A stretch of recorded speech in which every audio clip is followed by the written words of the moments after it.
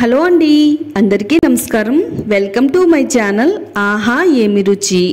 గోదావరి స్టైల్లో ఈరోజు నేను మా అమ్మ చెప్పిన విధంగా సొరచేప పిట్టును తయారు చేసి చూపించబోతున్నాను. పచ్చి మసాలాను ఆయిల్లో వేయించకుండా నేను చెప్పినట్టు చేస్తే ఈ కూర రుచి చాలా బాగుంటుందండి. ఎప్పుడూ ఒకేలా కాకుండా నేను చేసినట్టు ట్రై చేస్తే ఎంతో రుచికరంగా ఉంటుంది. మీ ఫ్యామిలీ అందరికీ కూడా చాలా బాగా నచ్చుతుందండి. మరి ఎంతో టేస్టీగా ఉండే సొరచేప పిట్టును ఎలా తయారు చేసుకోవాలో ఇప్పుడు చూద్దామండి. వీడియో అక్కడ కూడా స్కిప్ చేయకుండా చూడండి. వీడియో చూసే ముందు వీడియోని లైక్ చేయండి, అలాగే మన ఛానల్ని సబ్స్క్రైబ్ చేసుకోండి. ఎంతో రుచిగా కమ్మగా ఉండే సొరపిట్టుని తయారు చేసుకోవడానికి నేనైతే ఇక్కడ ఒక 1/2 కేజీ సొరచేప ముక్కల్ని తీసుకున్నానండి. ఈ సొరచేప ముక్కల్ని శుభ్రంగా నీట్గా క్లీన్ చేసేసుకోవాలి. 1-2 సార్లు ముందే కడిగేసుకోవాలండి. ఇప్పుడు ఈ ముక్కలన్నిటినీ కూడా ఒక కడాయిలో వేసుకుని నీళ్లు పోసి స్టవ్ ఆన్ చేసి స్టవ్ని మీడియం ఫ్లేమ్లో పెట్టుకుని ఈ ముక్కల్ని ఒక 5 నిమిషాల పాటు ఉడకనివ్వాలండి. సొరచేప కొంచెం మెత్తగానే ఉంటుందండి. జస్ట్ మనకి ఒక 5 నిమిషాల్లోనే ఈ సొర ముక్కలన్నీ కూడా ఉడికిపోతాయండి. ఇప్పుడు సొర ముక్క ఉడికిందో లేదో ఒకసారి చూద్దామండి. ఇలా నొక్కు చూస్తే మెత్తగా అయితే ఉందండి. మనకి ఇక్కడ సొర ముక్కలు అయితే ఉడికిపోయినాయి. సొర చేపలు కానీ లేదా సొర ముక్కలు కానీ తెచ్చుకునేటప్పుడు పాలసొర ఇమ్మంటే కనుక బాగుంటుందండి. పాలసొర అయితే చాలా మెత్తగా ఉంటుంది. ఇప్పుడు ఈ ఉడికిన ముక్కలను పక్కన పెట్టిన తర్వాత మసాలా తయారు చేసుకుందామండి. మసాలా తయారు చేసుకోవడానికి మిక్సీ జార్ తీసుకుని ఒక 1/2 టేబుల్ స్పూన్ జీలకర్ర, ఒక 1/4 టేబుల్ స్పూన్ గసగసాలు, ఒక 2 టేబుల్ స్పూన్లు ధనియాలు వేసుకోవాలి. అలాగే ఒక 3 యాలకులు, ఒక 4 లవంగాలు వేసుకోవాలండి. అలాగే ఒక 3 ఇంచుల చెక్కను కూడా వేసుకోవాలి. ఈ మసాలా దినుసులు అన్నీ కూడా వేసిన తర్వాత దీనిపైన మూత పెట్టేసి ఇలా మెత్తని పౌడర్ కింద గ్రైండ్ చేసుకోవాలి.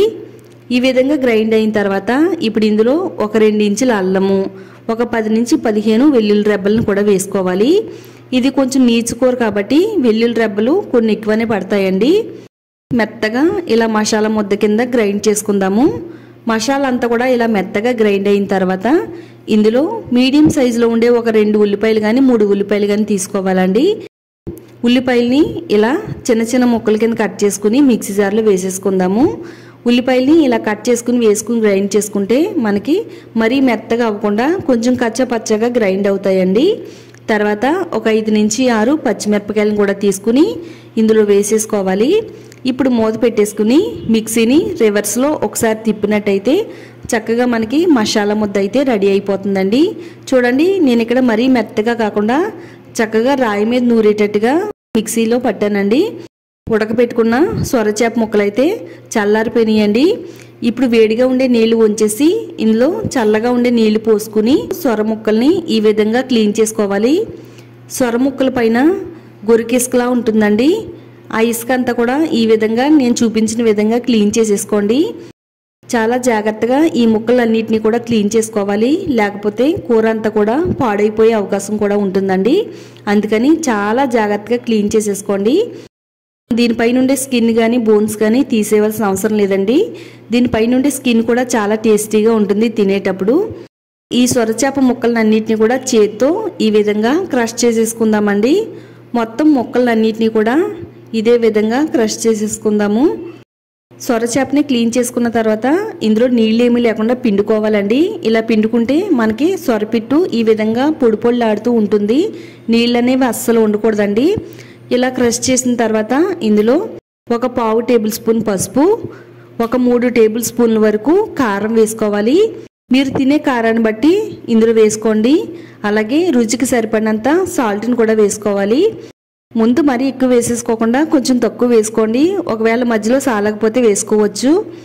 ఉప్పు, కారం, పసుపు అంతా కూడా పట్టించాలండి. చక్కగా ఇలా కింద నుంచి పైకి అంతా కూడా కలుపుతూ దీనికి పట్టించాలి.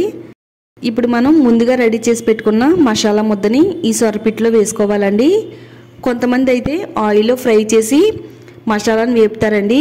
మసాలాని వేపకుండా ఇలా మొత్తం మసాలా ముద్దనంతా కూడా ఈ సొరపిట్టులో వేసేసుకుని అంతా కూడా కలిపితే టేస్ట్ అనేది చాలా బాగుంటుందండి. మసాలా అంతా కూడా సొరపిట్టుకి బాగా పట్టి అసలు ఈ కర్రీ అనేది సూపర్ ఉంటుందండి. నేను చేసిన విధంగా కనుక మీరు కూడా చేసుకుంటే చక్కగా మసాలా అంతా కూడా ఈ సొరపిట్టికి పట్టించేసుకుందాము. స్టవ్ పైన కడాయి పెట్టుకుని ఒక 3 నుంచి 4 టేబుల్ స్పూన్ల వరకు ఆయిల్ వేసుకోవాలి. ఆయిల్ బాగా వేడైన తర్వాత ఇందులో ఒక 10 వరకు వెల్లుల్లి రెబ్బల్ని తొక్కవలసిని వేసుకోవాలి. అలాగే ఒక 3 వరకు ఎండుమిరపకాయలని కట్ చేసుకుని వేసుకోవాలి. తర్వాత ఒక 2 రెబ్బల కరివేపాకుని కూడా వేసేసుకోవాలండి.